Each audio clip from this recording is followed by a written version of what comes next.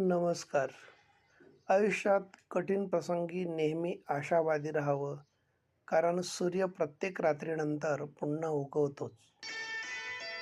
आयुष्यातील प्रत्येक क्षणाचा फायदा घ्यावा, पण कोणाच्या परिस्थितीचा किंवा विश्वासाचा गैरफायदा घेऊ नये. देव हा माणसाच्या मनात जेवढा असतो, त्यापेक्षा जास्त माणसाच्या कर्मात असतो. विचार श्रेष्ठ आणि शुद्ध असतील तर आपलं मन देखील कोणत्या मंदिरापेक्षा कमी नाही. शब्द कितीही काळजीपूर्वक वापरले तरी ऐकणारा आपल्या सोयीप्रमाणे त्याचा अर्थ लावत असतो. जीवन एक कलम यानी पेन की तरह है.